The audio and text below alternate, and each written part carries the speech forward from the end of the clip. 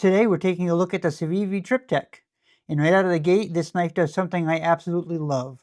It gives us actual knife nerd stuff to talk about.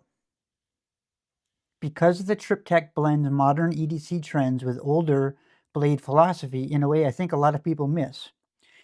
At first glance you see a clean little button lock with an ivory G10 handle and a satin drop point blade. Pretty classy.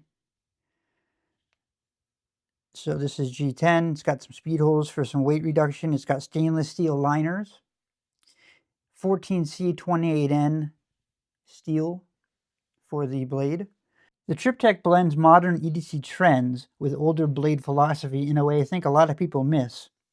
At first glance you see a clean little button lock. So it is a button lock, it is a kind of button lock that has the spring on the bottom to give it tension and keep it safe and secure when it's closed. I'm trying to do this under the camera, but you can see there is no liner lock system on it. So it is all done through that button lock. Then you notice the blade geometry. Let me zoom in a little bit on the blade. And this is where things get interesting.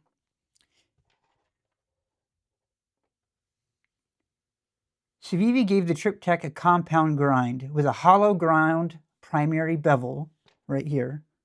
So this portion is hollow ground, meaning it concaves. I'm trying to again do this in front of a zoomed camera, so that doesn't work out so well. But it goes from the flat to way deep hollow grind. A compound blade where the tip, which would, if it were hollowed all the way through, be very weak and thin, it gives that extra stoutness. That's why you saw a lot of hollow grinds dominate a lot of traditional pocket knives, though, too. Old school hunting blades, even barber razors, because they can get very, very slicey and very, very thin, up to and including that tip. But the TRIPTYCHE kind of addresses that. So Civivi flatten out the grind toward the tip, giving you a little more reinforcement and stability. That's where the precision work really kind of happens. So you have a reinforce between the swedge work, the larger flat grind, and the contoured, I keep saying the wrong word, compound grind here. So you have the nice straight hollow and the compound grind here where it's almost flat, and it is reinforcing that tip beautifully. And right here you can see the blade steel, 14C28N. That may sound like marketing soup at first, like somebody at a knife company just spun the premium buzzword wheel. Compound grinds, primary, hollow, bevels, flat ground tips, things like that. But there's actually a purpose behind it.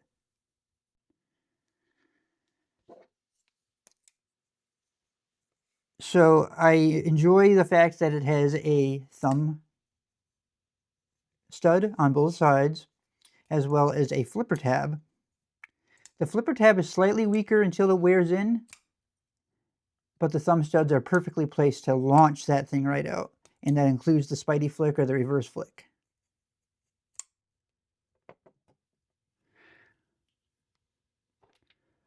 Hollow grinds historically became popular because they slice incredibly well. They thin out behind the edge beautifully, making them fantastic cutters. The downside is the farther out towards the tip you get, if that hollow grind, like I was just trying to say, if that hollow grind were not relieved with this compound grind, it would go all the way out to the tip, and the thinner and potentially weaker things can get. They flattened out the grind toward the tip, giving you a little more reinforcement and stability. And that's smart design. This isn't just aesthetic nonsense. Somebody actually thought of this. And as knife guys, we appreciate when effort survives the committee meetings, because we all know it takes a long time to get things. Well, let's break this thing down. You're looking at, actually, let me just pull up my spec sheet because I don't have all of my tools handy now that I'm back. A just shy of 3-inch satin finish drop point blade. So it's 2.97 inches, which will be legal in most states. However, you should know your laws. However, you should know the laws in your area. As I've said, 14C28N steel. It rides on caged ceramic bearings. It's a button lock, and it comes in at about 3.5 ounces, 3.4 ounces rather. Going forward, I will have my scale and my ruler and everything back set up. This was kind of an off-the-whim decision to make this video right now, right here. The Ivory G10, it's kind of a phase I'm in right now. I have several knives that you're going to be seeing coming up with this ivory or white G10 or antiqued white or whatever you want to call it. For the sake of it, I'm going to call it ivory. Most companies today seem terrified of lighter handle colors because apparently every knife now has to look like it is designed for covert submarine raids or something. Just totally tactical and no appreciation towards the history of the pattern or the look. Or bringing some gentlemanliness to a tactical folder is also something that I appreciate. And the drop point itself deserves respect. In the drop point, it means that the point is here and there's a steady drop from the top of the knife, from the tang all the way down to the tip. So this is a classic drop point shape. Drop points became legendary because of hunters and outdoorsmen who needed to control their tips without sacrificing the belly. So where you might have a Warncliffe with the easiest and most versatile tip, where you're able to draw cut, not draw cut, but like X-Acto cut with it. You could still do that with this. It's just shy, the belly is not so large, but it does give that belly for the draw cuts, which is quite helpful in my opinion. Bob Lovelace helped popularize the modern drop point hunting profile decades ago. Today, it's basically become the king of practical EDC shapes. You see a drop point blade pretty much as the primary go-to edge for any knife maker, with the exception, yes, today we do get a lot of people trying different shapes, patterns, sizes, but it's kind of just the go-to classic. And there's a reason for that. It pretty much does everything well. It's the Toyota Tacoma of knife blades. Reliable, useful, and everybody owns one eventually. Now the button lock here feels very well dialed in. It does have some stick when I first got it. You may be able to hear it now. I'm going to hold it towards the microphone on my chest. If you were to engage it really hard, it does have some of that stick, but I've noticed it going down as time goes on, so I believe it will wear in just fine.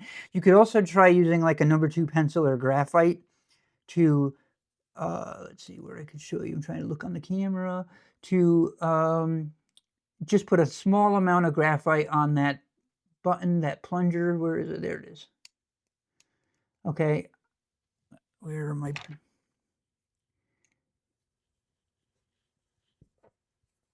If you look at this button lock, it activates this plunger, which underneath has a spring. Somewhere in there, it's very tight. The tolerances are tight, and it's okay. It'll wear in and work just fine, like I've said. But if you would like to get some immediate change to that stickiness, if you have that problem to begin with, you can try some graphite, like a pencil, number 2 pencil or something like that. Or if you actually have graphite powder, that would be ideal. But not too much. You don't want to mix it in with your oil. Just a dab on the plunge lock. As I have said, on the reverse side, there is a spring to give the tension on this button. You can see if I engage it and let it go, it pushes back out. It also makes it so that it cannot deploy that easily. It's almost like a detent where you have to overcome that plunge to engage the lock. Engage the knife. My point is, if there was no spring there and it was just wobbly, it would stay down and the knife would essentially free float, unless there is an actual detent, which I don't believe there is. Let's zoom in. I believe it is just based on that plunger. And this is actually a better view of the plunger. And when the tang floats around, okay, so let's start over. When you engage the knife, it turns, it turns, it turns. It's got a wrap around the stop pin. Here's the stop pin. That's nice and secure lockup. And then as it keeps going, the tang has a little cutout where the plunger slides that down into, and it locks.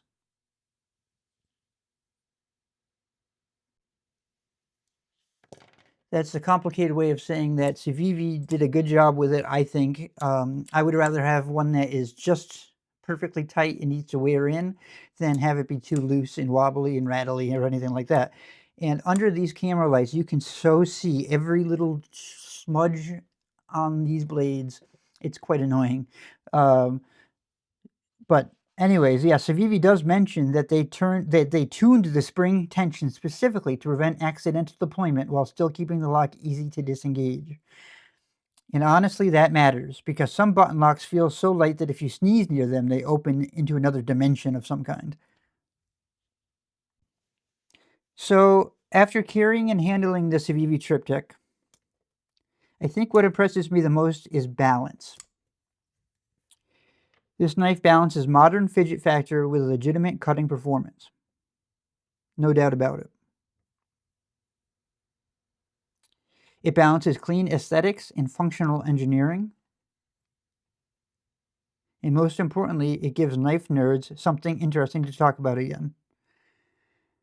Before I move on, I do want to say that the screws are flat on this very deep carry stainless steel pocket clip. It is lefty friendly. You can switch it over to the other side, making it pretty ambidextrous. However, the button lock will always be on this side, so you just would have to learn to do that. But for me, I am totally terrible with my left hand. I am much more likely to get this knife to work and operate it comfortably and safely in my left hand than other types of systems. One thing, I'm making a little list here of things I need to do before my next video so I don't forget. And I just wrote down wobbly desk. If I put a little too much weight on it, it's like one of those art drafting desks. It wobbles. I got to fix that. Anyways, not every knife has to reinvent the wheel. I know that that's another thing that's going on right now is people, manufacturers, designers are trying to find the next step. What can we do differently than anyone else to drive sales and to sell our products? But if you're going to make another drop point button lock in 2026, which is pretty common right now, give me something thoughtful like the TRIPTYCHE. Well, that was a quick review video, not even a review, an introduction to the Civivi TRIPTYCHE. That was a quick introduction to the Civivi TRIPTYCHE. If you've enjoyed the return of EDC Journeys, let me know down below. What's one knife design? Let me start over. Let me know down below. And then in there, tell me what's one knife design trend you're loving right now? Because we all know that the buttons is a trend right now. Whether it's the top liner lock, button top liner lock, or whatever they call it, the plunge lock, whatever. It's a very common thing right now to find knives with the button. And what's one trend you wish companies would finally just let die? You know, are you just so sick of drop points that you will buy anything but a drop point? Just tell me down below. I'm curious to see what you people say. As always, carry what you love, use what you carry, and I'll see you guys in the next journey. Peace.